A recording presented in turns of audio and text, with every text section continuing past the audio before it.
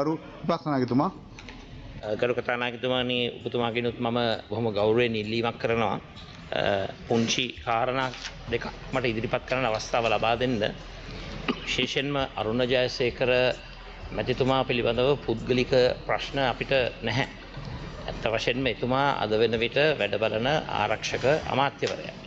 ඉතින් එතුමාට විරුද්ධව විශ්වාස භංගයක් ඉදිරිපත් වුණාම විනාඩියක් මට විනාඩියක් අවස්ථාව දෙන්න. ඒ විශ්වාස භංගය ප්‍රතික්ෂේප කිරීම සඳහා පදනම් වුණු කරුණු කාරණා පිළිබඳව පළවෙනි කාරණාව අපි ඔබතුමාගෙන් ඉල්ලීමක් කරනවා. ඒක ලබා දුන්නු තීන්දුව වඩාත් පදනම් සහිතව අපිට මේ සභාවට ලබා දෙන්නයි කියන එක ඉල්ලීම් කරනවා. දෙවෙනි සහ අවසන් කාරණාව මම ඔබතුමාට මතක් කරන්න කැමතියි. ඇත්තටම වින්දිතීන් ඉල්ලන්නේ පාස්කු පරීක්ෂණය පිළිබඳව සාධාරණ පරීක්ෂණයක්. කොයිතරම් දුර මේ විනාඩියක් පොඩ්ඩක් දැන් මේ විනාඩියක් ගරු කතානායකතුමා විනාඩියක් ඉවර කරන්න ඉඩ දෙන්න. කොයිතරම් දුර මේක ගිහිලා තියෙනවද කිව්වොත් ජිනීවා වල දැනට ක්‍රියාත්මක වෙන ඒ සාකච්ඡාවලට ගරු විපස්සනායකතුමා දැන් මේ කාරණාව දන්නවනේ. රට වෙනුවෙන් කතා කරන්නේ මේ දැන් විවාදෙට ඔව් මේ විනාඩියක් දෙන්නකෝ.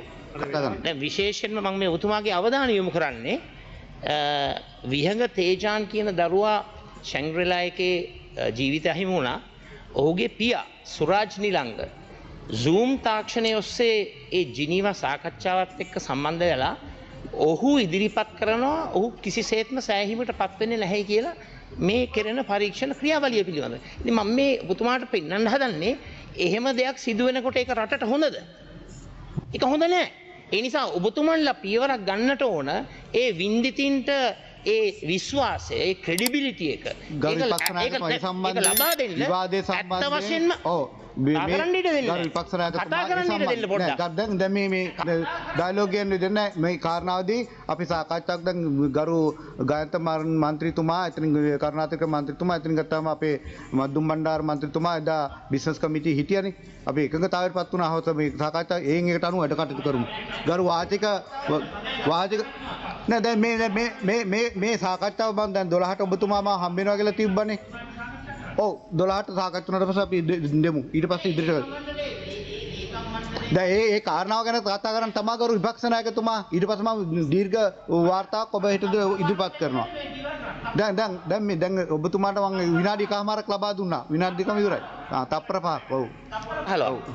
කරු කතානායකතුමනි ඔබතුමා ඒ විශ්වාස භංගය ප්‍රතික්ෂේප කරන්නට ලබා දුන්නු ඒ තීන්දුව මත පදනම් වුණු ලේකම් මණ්ඩලයේ වාර්තාවයි නීතිපති වාර්තාවයි සභාගත කරන්නේ.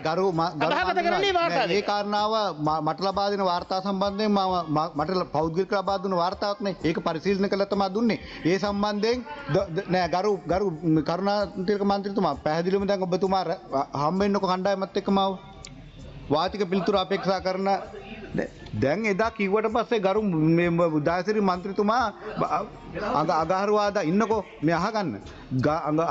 ගිය 11 වෙනිදා තිබ්බ රැස්වීමේදී සිකුරාදා එකට දුන්නා. එකට දුන්නාට පස්සේ කිව්වා මං හිතන්නේ පල්ලි වලට යන්න තියෙනවා කියලා කට්ටිය. ඊට පස්සේ 4ට එදාම සිකුරාදා දුන්නා. බැරි වුණා. ඊට පස්සේ ගායන්ත මන්ත්‍රීතුමාත් එක්ක කතා කරලා මේ ලේකම් මණ්ඩලයට මං කිව්වා දිනයක් වෙලාවක් වෙන් කරගන්න කතා කරන්න කියලා ගරු මන්ත්‍රීතුමාලා. හරි.